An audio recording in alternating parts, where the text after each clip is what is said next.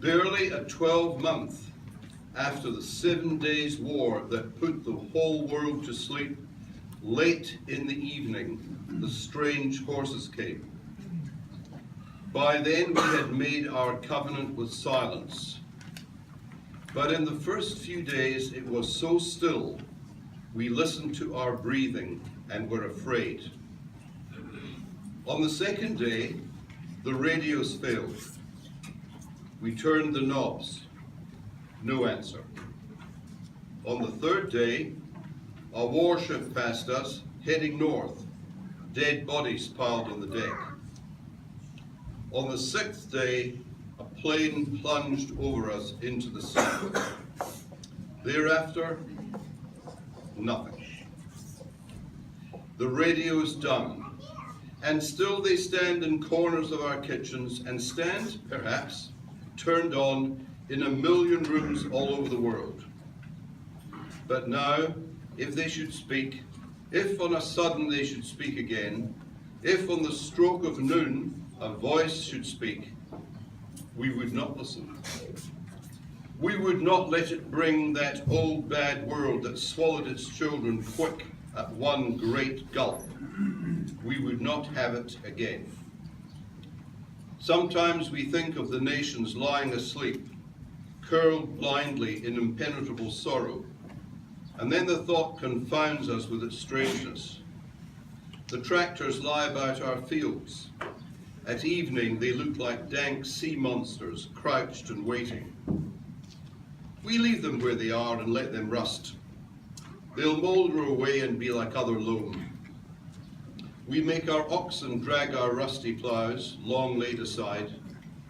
We have gone back, far past our father's land. And then, that evening, late in the summer, the strange horses came. We heard a distant tapping on the road, a deepening drumming. It stopped, went on again, and at the corner changed to hollow thunder. We saw the heads like a wild wave charging and were afraid. We had sold our horses in our father's time to buy new tractors.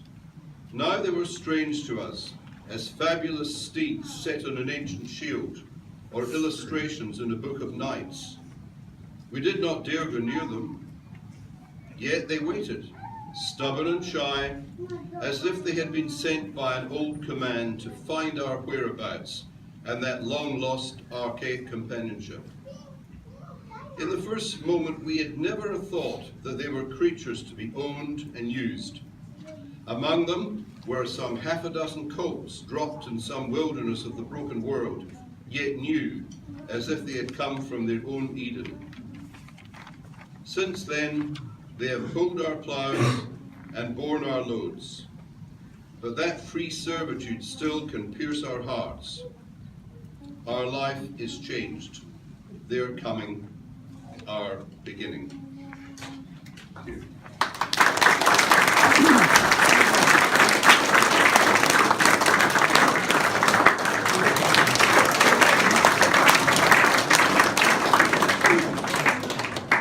Thank you, Mr. McLean. We have Mr. Smith here, who is the deputy head of the junior campus. And he is going to read to us his favourite poem.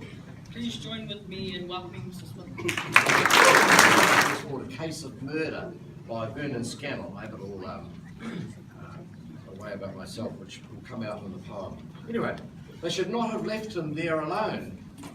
Alone, that is, except for the cats. He's only 9, not old enough to be left alone in a basement flat. Alone, that is, except for the cat. A dog would have been a very different thing. A big gruff dog with slashing jaws, but a cat with round eyes, mad as gold, plump as a cushion with tucked in paws, better to have left him with a fair-sized rat. But what they did was to leave him with a cat. He hated that cat.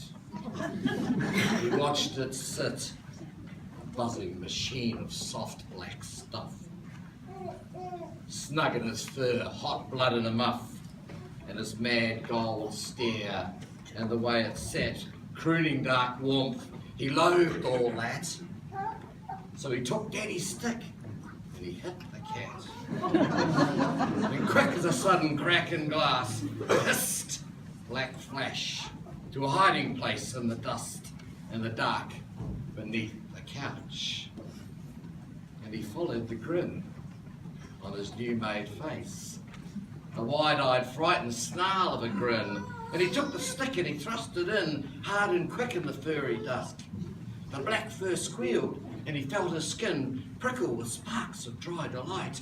Then the cat again came into sight, shot for the door that wasn't quite shut, but the boy, too, slammed fast the door. The cat, half through, was cracked like a nut.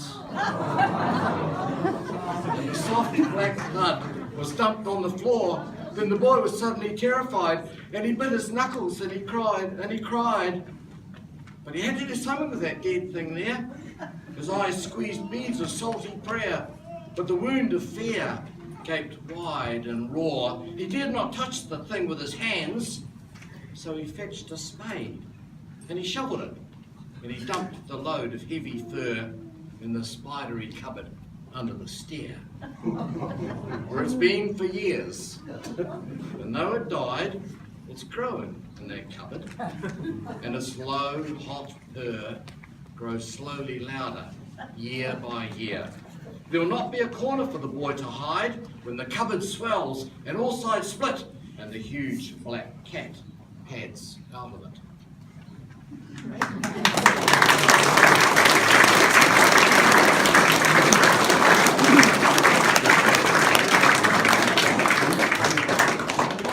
Thank you very much, Mr. Smith. I'm sure we all enjoyed that poem.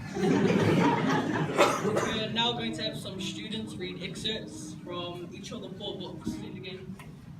Over time, his physical scars heal, but the bitterness has not been torn down. Smile hidden, mature face, flowing hair, effervescent personality. His child in life has been rebuilt, no longer 1-year-old.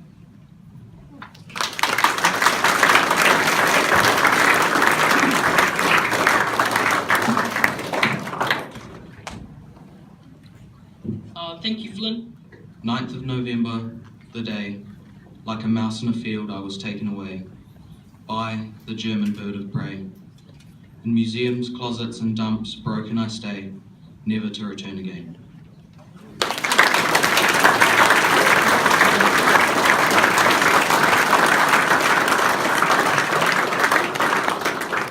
Thank you, Elijah. This brings the formal part of this occasion to an end. I'd like to thank again Max, Jack, Flynn, Elijah, Mr. McLean, and Mrs. Smith for reading to us today.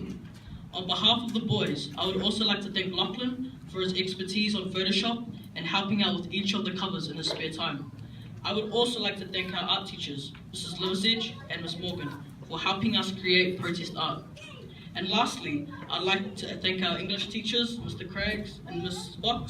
Fox, for guiding us through this project. If you are interested in purchasing any of the publications, they are $15 each and can be bought by using internet banking or cash at the reception. We hope you enjoy our work, and there are refreshments in the corner, so please help yourself. Thank you.